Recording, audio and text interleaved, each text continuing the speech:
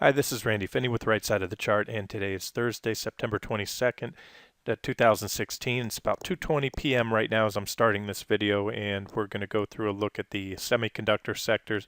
I've been out most of the day, and I had a inquiry in the trading room to take a look at and post some comments on a couple of the trades that were recently stopped out, NVIDIA and Dolby Labs, NVDA and DLB. So I'll go ahead and do that. And to do that, I should update really what's going on in the semiconductor sector. And, recently I had several trade ideas out, some that were stopped out.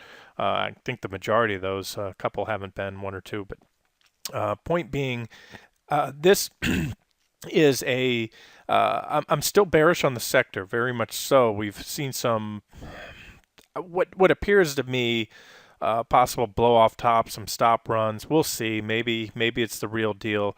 We're going to take a look at the semiconductor sector real quick. Then I'll roll in and I'll cover all the semi trades that I've posted recently because member Win Big brings up a good point. There's probably some traders and myself. I gave a lot of these positions room. I know others did, and so therefore, whether a trade is officially stopped out, whether it's an official trade, unofficial, you guys want updates on any trades, I'll be glad to do that. Usually static posts in the trading room, but when there's quite a few people that might be in the trade, or at least I still think there's something there, I think that warrants a video, and that's what we're going to do here. So here is the SOX, Philly Conductor Semiconductor Sector Index, and I went over this before in the recent semiconductor videos, so you're probably already familiar with this chart. I made a point here at this bearish rising wedge, which appeared to be the real deal. I've traded for years, and I can tell you this right now. I do not regret taking shorts here. Sure, in hindsight, the fact that they were stopped out, quite a few of those trades at least hit the official stops. We've had this rip, but this coincided with that breakdown in the Qs and the SPY and everything else, which by all metrics that I follow, I pour through the charts. Sometimes I'm wrong. I jump the gun. I'll admit that. I take my licks, but that one looked legit, and so far it has just been a false breakdown. Whether they whatever the supply dynamics in the market are. We can speculate on why that happened or what happened there, but either way, it proved to be a whipsaw signal so far, particularly in the semiconductors. Although, that brings me to where we're at today. Let's go ahead. So there's all the uptrend line breaks. I've showed you before. The semis tend to have, at least in recent years, these very steep advances followed by corrections after these uptrend line breaks. And this one looked as good as any. This one had negative divergence confirming that high, whereas these others didn't here. We didn't have negative divergence there. We didn't have it there. We didn't have it there. So this, to me, these were corrections where this could morph into something much more. What's happened since then? We've had a rip, which again has brought us back to just about, this post-FOMC noise. Somebody put up a great chart in the trading room today, which maybe I'll pull up in this video and show you someone's work. And it mirrors my experience that after the FOMC meetings, most rallies or most of the post FOMC rips or dips tend to be rips. There's that initial back and forth, up and down, and then where the market rallies for a day or two because, as we all know, the Fed's done nothing. They've had one little bump up in rates. Moving their target rate, but they continue to hold tight. So the market rallies on the free money once they realize whatever the knee-jerk reaction is, and then that rally's been faded. So we'll talk on that maybe towards the end of this video if I get a chance. I want to keep it relatively short. So there it is, a breakdown, impulsive, everything you want to see in a breakdown, divergent high, etc., a counter trend rip, and just because we've taken out the recent highs, that doesn't mean anything in my book. That's very often. Here's a breakdown here of an uptrend line. Marginal new highs, especially when they are confirmed with divergence. See, back here on this breakdown, we didn't have divergence. At this second high, that initial reaction high, the first snapback rally after the breakdown, we did have divergence. We had it there on the, I have a PPO up here, but it'll look just like the MACD. Very similar, slightly different if you have a MACD up. But there's that divergent high.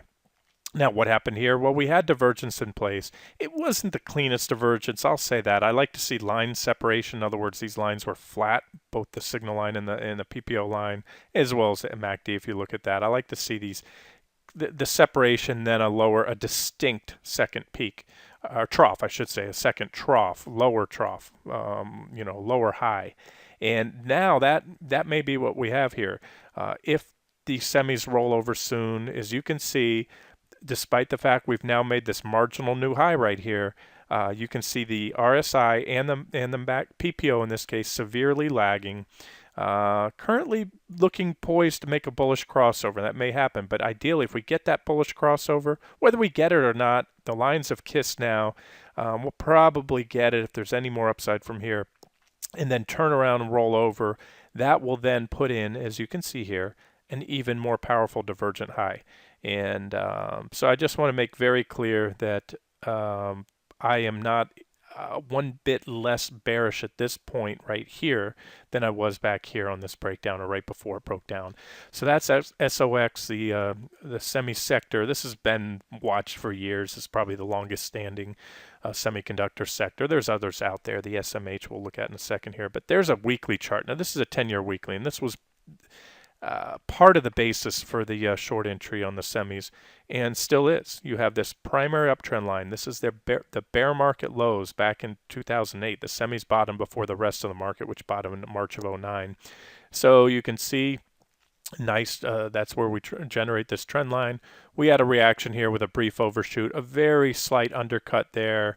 But if you keep moving up the line, you can see how well it has defined the uptrend, and that's where the semis broke down back in 2015.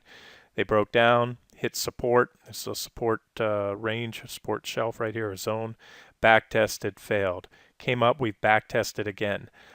In doing so, we're also let's move this up. We had divergence at the point of the breakdown, and we also have about flat. Yeah, that's about a flat line there, and you can see a slightly downsloping line on the RSI. So we still have another divergent high here. It's a high-level back test. This was a correction, maybe a bear market by the 27% or so drop, but more really viewed as a correction in a longer going bull market. That whole 20% rule, it's what they use in the broad markets, but when you have a sector that's volatile, like the miners, for example, you can't call every 20% gain in GDX or 20% drop a bear or bull market. You can call it that if you want, but that's really not what it is, because the swings, the range is so large in that in the gold mining stocks. And same with semis, they're more volatile than the overall market. And most importantly, the semis they tend to lead the tech sector. So enough on SOX. There's a case I've made. Let's watch it here. So what we're watching for is a divergence, some confirmed divergence here with this PPO and or the MACD rolling over, the RSI turning back down, and that could happen at any point. I believe this is that same long-term uptrend line generated. So maybe we push up a little more, hit that trend line and roll over. SMH tracks a little bit different semiconductor sector, so the components will be a little bit different. Charts are a little bit off for the most part. It should be very similar. And so same story. I don't have to really go over the charts. There's that divergent top. There was the breakdown. We fell just shy. I mean, there was 62.64 was our first target. We had a low of 63.06. Very, very close, but not there yet. And that one, I think, believe the SMH/SOXL trade officially hit the stop. But like I said, it still looks good at this point, and I don't see anything. This chart speaks volumes to me. It's all the divergent highs. I must have used the MACD before on it. There you go. See the MACD, divergent high. You can see the negative divergence, and that's all this is. Just one more in a series of divergent tops, which have range and corrections. I'm not even going to grab the highs here. 26%. If I do that, and this is what I can't stand about TC2000, you try to grab these points. If there's trend lines there, you're going to grab them. So you can see they're all drops of 10% or more, 10, 20, 30% drops. And by all accounts, it looks appears to me that we're set up for a similar move down. And I still think before all is said and done, probably down to this T2 level, And I had a potential T3 down there. I guess that was. Real quick, I'll jump over. Here's that chart. I had this up on another monitor. I just dragged it over here. Jay Kent in the trading room posted this. He reposted this from this fellow Urban Carmel. I'm not sure who he is, but this jives with my experience and from what I've noticed over the last several years. Every time we have an FOMC meeting and the sky is all clear, they don't raise rates. Which has pretty much been the case. We see, I haven't verified that his data, but it jives with what I've experienced. So he put, I guess, the FOMC dates and marked every time that there's been a gain of greater than 1% on an FOMC announcement, and then the following retracement. So here you have a drop of, and I'll round off, 6%, 8%, 3%, 9%, 7%. Drop of 4, drop of, all these are drops. I believe he has all negative signs, 4%, 3.3, 1.8, 12%. So it's pretty clear, the initial reaction is often giddiness, and the buying programs kick in because rates are staying low forever.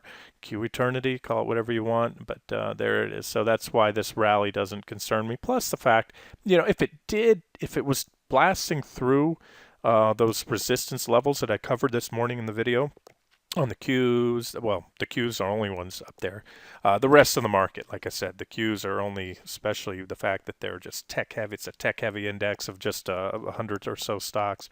So remember, where the semis go, the Qs are likely to go, and where the Qs go, the semis go. So that rally we've had in the Qs, it's been largely a function of Apple and Google and the big mega cap tech names where all the money is funneling into now. That's in fact turned around and lifted the semiconductor sector. At least that's been my read on the charts. So all right, we'll wrap it up. Let's look at all these. AVGO, Broadcom. That one's still in play. We had that third divergent high, a breakdown, and so far this one has failed to get back to even anywhere near the high. So that one still looks good. The divergence is still healthily intact. Looks like we were poised for a bullish crossover here. So far that line has rejected on the MACD. See how the MACD and the PPO appear similar. I'm going to take one of those away here. And we're looking at a cross right now. A great trend indicator is when this zero line, the signal line, the 9 EMA, the white line, crosses below the zero line. And I often talk about how it acts as support, that zero line when tested from above, not the blue line. That leads and tends to be the whippy one. That's why I give, to be safe, you wait for the last of the two to cross, and that would always be your signal line, the 9 EMA, which is just an exponential, 9-period exponential moving average of the PPO or MACD line. And so that's that. Pretty clean chart to me. I don't see anything. And this is the bigger picture, guys. This is why I keep a longer term bearish outlook. When you flipped out to these weekly charts, the daily charts have been noise, grinding back and forth. We had that recent false breakdown, but this is a beautiful, very clear chart to me. Just a clean uptrend line, very clean divergent high, forming this large bearish rising wedge pattern on Broadcom. And to me, I think this stock is poised for a drop of at least, 33%, somewhere in that area. And we just have to, the market has to break support for this to happen, for this to play out. And the broad markets are set up in many similar type patterns as well. So we're, one bad week, even a few bad days could put us there, can all of a sudden flip the charts. That was a bolt of lightning that just hit right next to the house, guys. All right, still have power here, thank goodness. All right, let's go on to Applied Materials. This was another one covered. Still looks bearish to me. Clean rising wedge, bearish rising wedge pattern breakdown, back test, and yeah, we continue to back test and punched out to a marginal new high today, but another divergent high. You can see the PPO and the MACD, the RSI still down below, making even a steeper, add-on divergence, if you will, additional divergence. You had a divergent high here, and now you have this additional or double negative divergence, if you want to call it that.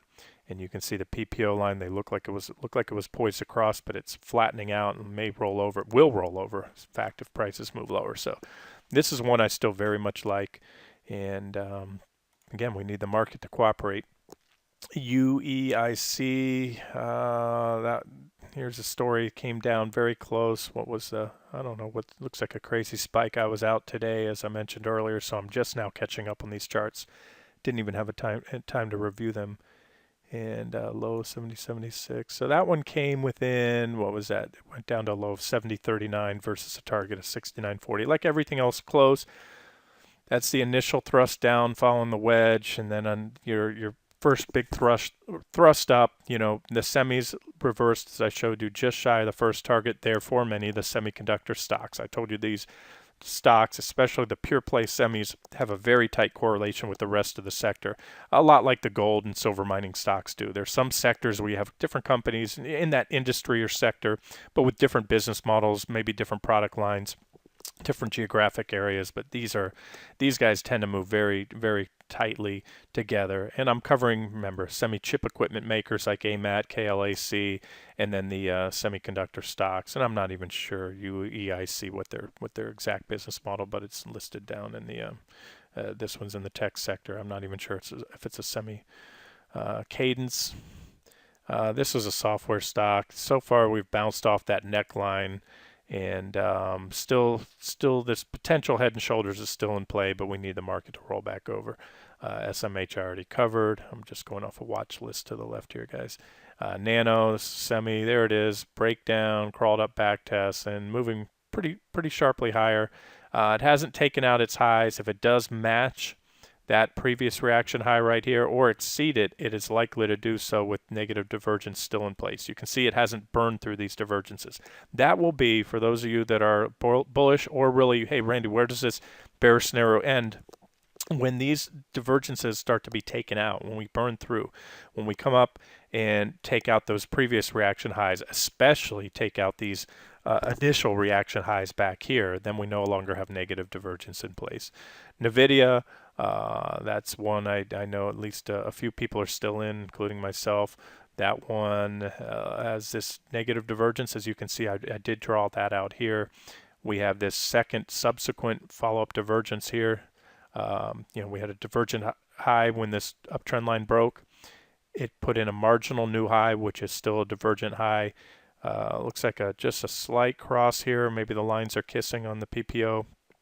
And if they turn down soon, that will help to confirm that second divergence. So, and if the RSI turns down as well, that'll confirm the second divergence.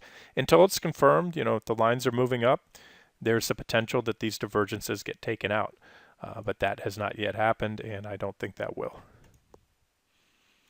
DLB, Dolby is not a tech at all. It's not a semiconductor stock. You guys all know Dolby, Dolby Laboratories. Came very close, headed down towards that first target, and it's had a huge rip. I don't know if that's news induced or what. Maybe Dolby had a big contract with somebody. Not sure what's going on there. And I think that's it. So we'll wrap up there. And those are things to keep an eye on for the semis as well as the broad market. And I'll cover the broad market again, an update in another video. I put out that brief video this morning before I left and showed the work that needs to be done, especially on the Wilshire 5000, the mid caps, the S&P 500, the Dow, everything else. It's still, let's see how it acts around those midpoints of that sideways trading range, and more so if it can clear out the midpoints of those trading ranges. How does it act when it challenges the highs of those trading ranges we've been in for the last few months? And I'm talking all the indexes, not just one. That is not healthy to see. One index, in fact, the least diversified of all the indices that I covered in that video today is the QQQ. It's just a handful overweighted, with the top 10 components make up over half of the QQQ, which is only 100 stocks, and even then it is not representative of the economy because it's lacking certain sectors. All right, this has been Randy Finney with Right Side of the Chart. Hope you enjoyed it.